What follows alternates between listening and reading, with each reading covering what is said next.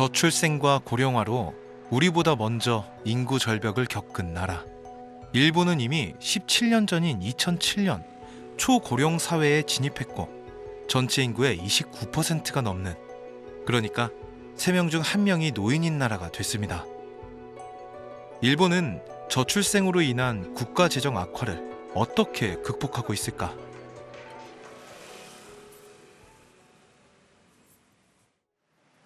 (9月27日金曜日) 本日の朝礼を始めます。皆さんおはようございます。おはようございます。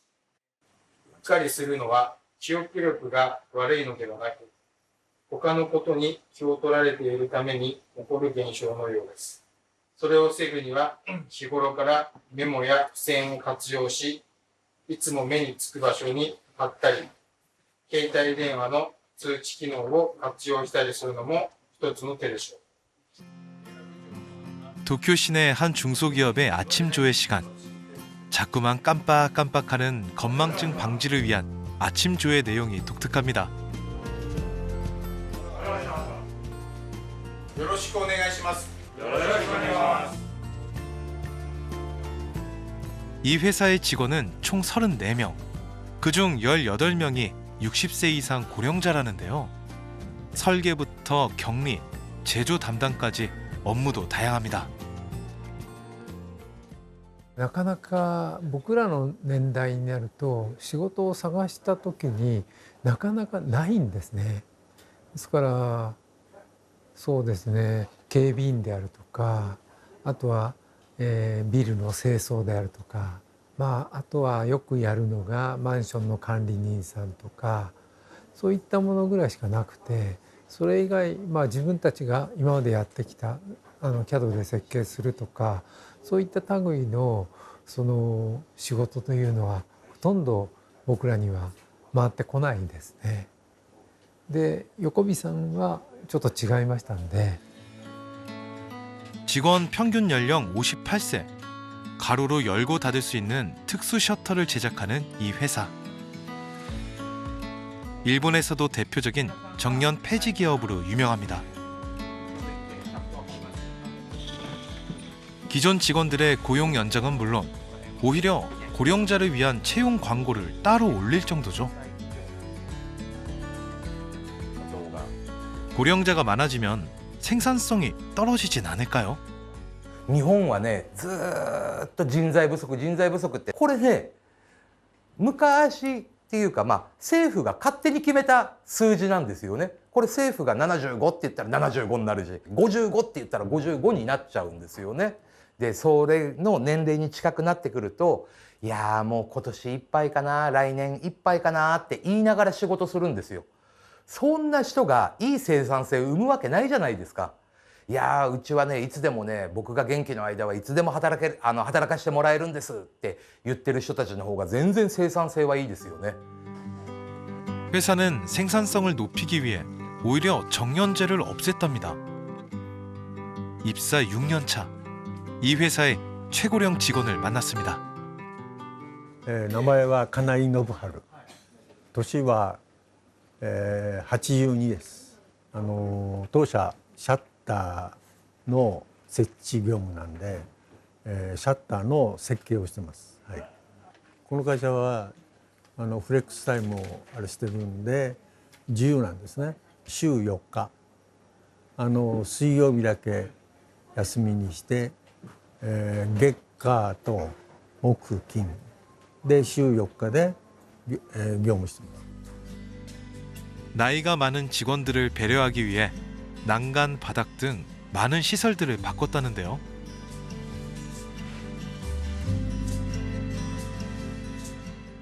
昔ここに床にね、いっぱいね電気の線を這わせて、そこから電気を取ってたりしてたんですよ。そうするとやっぱその電気の線でつまずいちゃったり、してね、転んじゃうと嫌だからって言って、電気の線も全部上に上げて、今工具も全部こうやって上で、電気でね、上からこう吊るように全部変えてるんです。コンセントも今までは、全部ねこの下にあったんですよ、コンセントって。でそれも全部この上にね持ってきて、要はしゃがんでこうやってやるんじゃなくて、ここでこうやって抜き差しができるようにって言って全部ね上に上げちゃいました。 허리를 숙이지 않고도 편하게 일할 수 있도록 작업장 전체를 바꿨습니다. これはですね、うちで、78歳の時に入社して94歳まで働いてた人がね、工場勤務でいるんですけど、その人が使っていたね、これ金槌なんです。ハンマーなんです、ね、これを、亡くなった時に形見分けでね、もらったので、ずーっと残しておこうっていうんでね、ここでねこうやって展示物で飾っているんですけど。 이 망치를 보며 직원들은 어떤 생각을 할까요? 一応この会社定年っていうのがないんで、できる限りですねこの会社で働ければなとは思っております。それがご自分ではいつ頃までっていう。自分、前働いてた方で94歳まで働いてた方がいたんですけど、やっぱりその方を超えるぐらいまでは行きたいなとは思っております。そうします今後お仕事をいつまでされるおつもりなんでしょう。よく聞かれるんですが、隣になんか大御所がいますんで、もうだから金井さんぐらいまでは働けるかどうか分かりませんが、できる限り、自分の健康を維持して働きたいと思っております。 고연령자 고용, 젊은 직원들의 생각은 어떨까요? 皆さんやっぱり目上の人が多いんで、仕事でもいろんなやっぱり人生経験とかもあるので、いろいろ話聞いてて、やっぱりなんかそういう昔の話とか聞いてて、自分の全く知らないこととかを聞いて、それはなんか勉強になる。 기업의 생산성을 높이면서도 고령자가 편하게 일할 수 있게 근무 환경을 바꾸는 것. 이런 고령자 친화기업 정책은 하루아침에 이뤄진 일은 아닙니다. 또 일본의 고연령자 고용 조치의 특징은 기업의 부담을 고려해서 굉장히 시간을 들여 단계적으로 실시된 점입니다.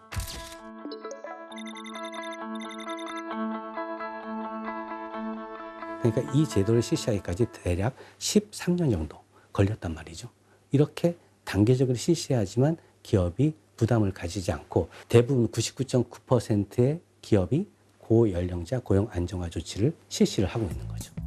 일본은 일찍이 2006년 4월 고령자 고용 안정법을 실시했습니다. 법 개정에 따라 사업자는 65세까지 정년을 연장하거나 퇴직 후 새로운 계약 조건으로 계속 고용을 선택하거나 정년을 아예 폐지하는 것, 세 가지 중 어느 하나의 조치를 선택해야만 했죠. 법 시행 초반에는 80%가 넘는 기업들이 인건비 부담을 줄이기 위해 계속 고용 제도를 선택했습니다. 하지만 시간이 지나자 자연스럽게 정년 연장이나 정년 폐지를 선택하는 기업들이 늘어나게 됐죠. 2007년에 약 1,000만 명 정도가 60세 이상 고연령자분들이 노동시장에 참가를 했었는데 2023년에는 약 1,500만 명까지 증가를 하게 됩니다. 그러니까 일하는 인원이 1.5배 증가를 했죠. 그러면서 그 사회보험료에 대한 납부액이 7조 엔에서 14조 엔까지 2배 증가하는 효과가 발생을 했죠. 그만큼 현역 세대가 부담을 해야 되는 그런 사회보험료, 세금의 부담이 줄어들게 됐겠죠. 실제로 고령자 고용 안정법을 시행 후 연금을 내는 60세 이상 고령자의 비율이 16년 만에 크게 증가했는데요. 경제 활동에 참가하는 노인들의 비율이 높아졌다는 결과입니다.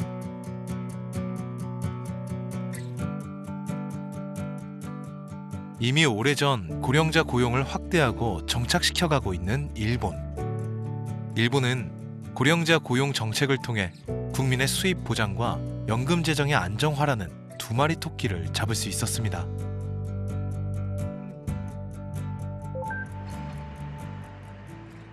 우리나라에도 이런 움직임이 없는 것은 아닙니다. 경남 창원의 한 중소기업. 고용의 유연성을 높여 노동력 부족을 해결하는 회사입니다. 저는 한택에 근무하고 있는 박봉진 그 직책은 수석으로 되어 있습니다. 수석. 말 그대로 뭐 많이 알고 있으니까 도움을 많이 청하고 두루두루 이제 살펴라는 그런 뜻인 모양입니다. 원래 같으면 정년으로 퇴직했어야 할 나이. 하지만 얼마 전 회사 규정이 바뀌어 계속 회사에 다닐 수 있게 되었습니다. 아, 이제 나이가 이렇게 되고 이제 물러설 때가 됐구나 이런 생각을 하니까 조금 의기소침한 그런 부분이 있었어요. 개인적으로는 잘 된 일이죠. 회사적으로도 뭐 새로 와서 뭐 그런 부분을 만드는 데 있어 가지고 새로운 사람이 오면은 또 적응하는 기간도 필요하고 이러니까 서로 윈윈 아닐까 생각합니다. 고용의 유연성은 나이뿐 아니라 근무 시간에도 적용됐습니다. 네, 저는 신현실이고요. 국내 영업부에서 발주를 접수를 하고 제품을 출하하는 그런 업무를 주로 하고 있습니다. 출산과 육아를 하면서 매일 집에서 가사와 육아가 반복이 되다 보니까 무기력함도 들고 우울감도 들었거든요. 그런데 아이들이 어리기 때문에 등원과 하원을 다 챙기고 싶어서 그 7시간 근무라는 게 절대적으로 좀 필요했었던 상황이었습니다. 네, 그 발주해 주신 거 제가 수량이랑 정리해서 출산과 육아로 인해 4년의 경력 단절을 겪은 신현실 씨.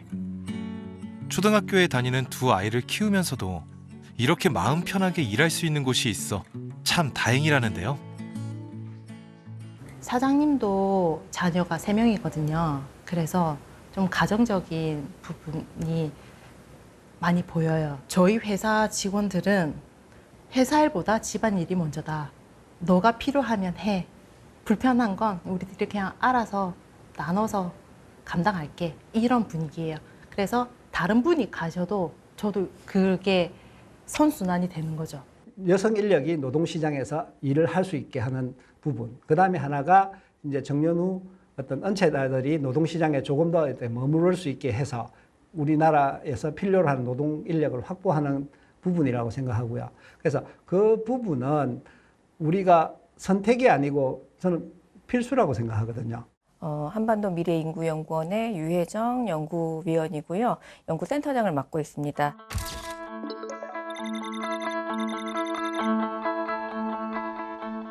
시대가 변하면 기업에 요구되는 여러 가지 경영 규범이 있는데 ESG나 윤리 경영, 환경 경영이 최근 기업에게 요구되는 것처럼 인구 감소 시대에 기업에 요구되는 것은 이제 인구 경영이라고 볼 수가 있겠습니다. 이러한 변화에 대응해서 여러 가지로 사회적으로나 제도적으로 대응을 해야 할 필요가 있는데 이런 것들이 기업들이 노력한다고 해서 바로 해결되는 건 아니고 이런 게 필요하다고 해서 기업이 또 받아들이는 건 아니거든요. 정부에서 기업이 이런 제도를 조금 더 적극적으로 도입할 수 있게끔 유인하는 시스템이 필요하다라고 생각을 합니다. 인구 절벽 시대의 해법. 저출생으로 인한 노동력 부족을 해결하기 위해 외국인 근로자를 확보하려는 움직임도 활발합니다. 우리나라 외국인 유학생 수는 20만 명, 역대 최대를 기록했죠. 무작정 이민자를 받아들이기보다는 한국 문화를 잘 이해하고 있고 언어도 익숙한 외국인 유학생들이 국내에 취업할 수 있게 적극적으로 도와주자는 겁니다. 목포 소재 대학에서 아동학을 전공하고 있는 미얀마 유학생 자링을 만났습니다. 입사하고 포부라는 말이 있어요. 입사하고 그러니까 포부라는 말이 어려운 말인데 네. 그러니까 목표라는 말은 아세요? 네네. 만약에 가능하면은 여기서 직장 생활을 하면서도 많은 경험들 쌓고 싶어요. 저는 개인적으로 목포도 좋고요. 여기는 좀 뭐라 할까요? 사람도 복잡하지는 않고 막 사회생활도 좀 조용하고 좋아요. 서울보단. 한국의 다문화 아이들을 돌보는 보육교사가 꿈이라는 자링. 학비를 벌기 위해 아르바이트도 한다는데요. 페페로니 치즈 포탕도 있고요. 그냥 치즈 포탕 있고요. 어떤 걸로 드릴까요? 저희 지금 주문이 있어가지고 20분 정도 걸릴 거예요. 예, 준비해 놓을게요. 감사합니다. 어이가 없죠. 여기 이제 아르바이트생 중 가장 고참이 됐다는 자링. 한국어 실력이 좋아 시간제 취업 허가도 거뜬히 받았답니다. 치즈 5번 스파게티 나와야 돼. 그러면은 이거 한국이 좋아 한국에 왔고 한국에 남아 사회에 기여하고 싶은 친구들이 많다고 자링은 말합니다. 목포시에도 여러 민족 다른 나라 사람들 다문화 가정도 엄청 많잖아요. 저희 전공에 관련돼서는 아마 유치원 같은 거에 그런 거에 하면은 주지 않을까. 진짜 공부 너무 잘하는 친구들도 있거든요. 그런 친구들을 인정해주고 여기 모의교사로서 받아주시면 감사하겠습니다. 경기도 부천. 난 2개밖에 안 먹었어. 한국에서의 또 다른 꿈을 꾸고 있는 남매를 만났습니다. 이모가 해준 것 중에 제일 맛있는 것 중 하나가 닭볶음탕, 다른 꽃게탕. 김치찌개. 그건 이모부가 해줘. 취업 준비 잘 돼, 그래서?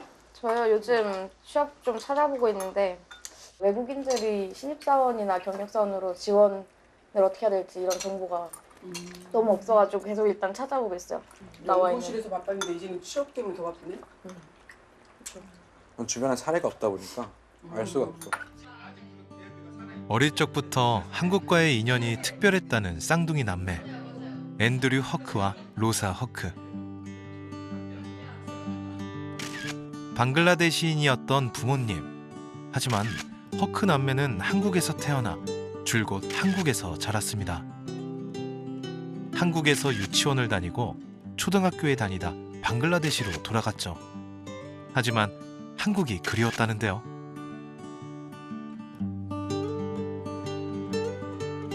앤드류 허크는 서울대 정치외교학부를 졸업하고 지금은 석사 과정을 받고 있습니다. 외모는 외국인이지만 말하는 걸 들으면 영락없는 한국인. 이미지 기반 AI 딥러닝이나 작물 스트레스 조기 진단까지 진행을 했고 사업적인 어떤 측면에서도 방글라데시의 발전에 열심히 기여를 하고 싶습니다. 그래서 전 쌍둥이 남매 로사 허크는 카이스트 연구원입니다. 연세대학교에서 생명공학을 전공했고 현재는 석박사 통합과정을 밟는 중입니다. 사실 제가 한국으로 오고 싶었던 이유는 한국에서 의대를 다니고 싶어서 한국 수준도 되게 많이 높아졌고 정말 좋다. 그리고 교육 수준도 되게 높다. 저는 일단 정치외교학부 출신이다 보니까 저는 정치나 외교 쪽에 관심이 많았어요. 한국이랑 방글라데시를 연결시켜주는 그래서 외교관이나 아니면 뭐 나중에 뭐 대사관의 직원이나 그런 거를 좀 할 수 있지 않을까라는 생각을 해서 그런 강점을 살리려고 제가 한국어를 선택했던 거고요. 옆에서 보면 늘 대단하다는 생각을 해요. 부모님하고 떨어져서 저렇게 공부하는 것도 쉽지 않은데 또 공부도 너무 열심히 하고 너무 잘해서 학교에서도 또 교수님들한테 굉장히 많이 인정을 받는 거 보면 우리 앤드류 로사는 우리 한국에 엄청난 기여를 하는 아이들이 아닐까? 그렇다면 저는 우리 한국에서 정말 이런 아이들 더 많이 재원들을 더 인정해주고 더 갖고 있는 능력들을 더 개발해주고 이 안에서 더 키워줘야 된다고 생각하거든요. 졸업을 하고 나면 한국에 취업해 한국 사회에 기여하고 싶다는 허크 남매.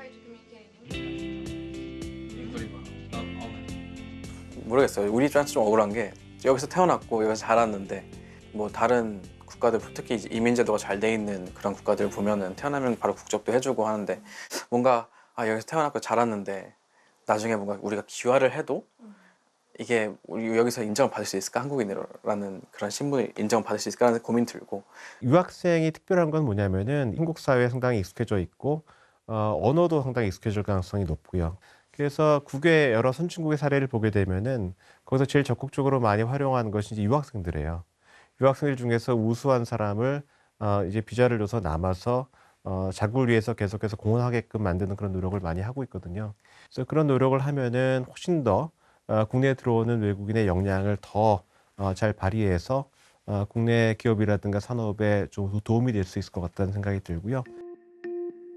저출생으로 인한 인구 절벽. 과연 대한민국에 희망이 있을까? 우리는 이런 고민에서 출발했습니다.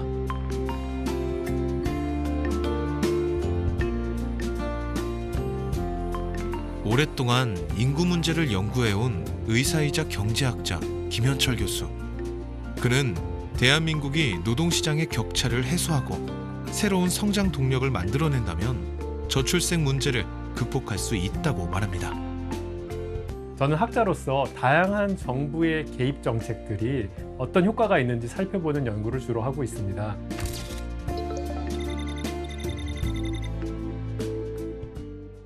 우리 사회의 많은 문제들을 가만히 들여다보면요, 노동시장의 격차 문제가 있습니다.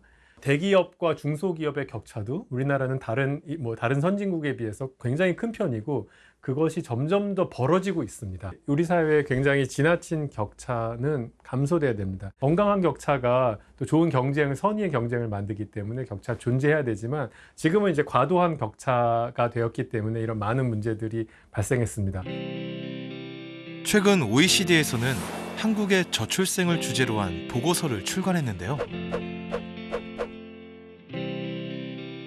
한국의 저출생 극복을 위해 5가지 정책을 제안했습니다. 노동시장 개혁, 사교육비 완화, 주거 안정 등이 그 내용이었는데요. 그 중에서도 유형 근무제와 여성 재취업 지원, 외국인 유학생 지원 등 구체적으로 노동시장의 개혁이 필요함을 강조했죠.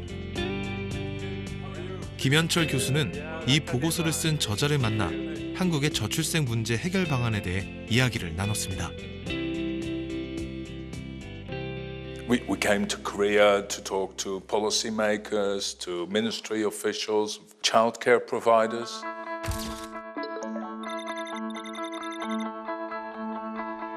There are a couple of OECD countries where total TFR was very low and was successfully rebounded over time.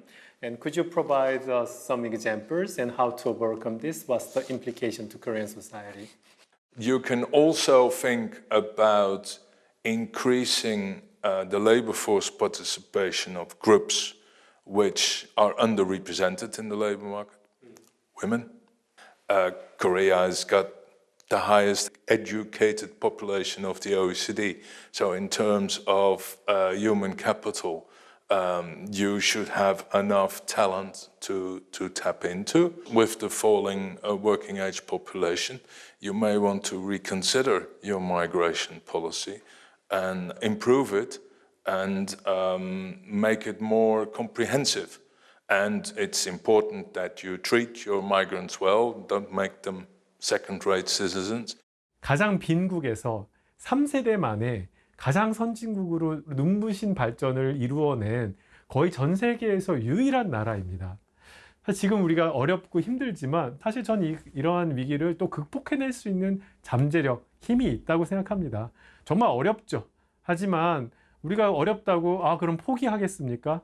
우리가 지난 50년 한강의 기적을 이루어서 여기까지 올 수 있었던 것처럼 또 한 번의 기적이 없으리라고 어떻게 말할 수가 있겠습니까? 앞으로 어떻게 하느냐에 따라서 우리의 미래가 달려있는 것이거든요.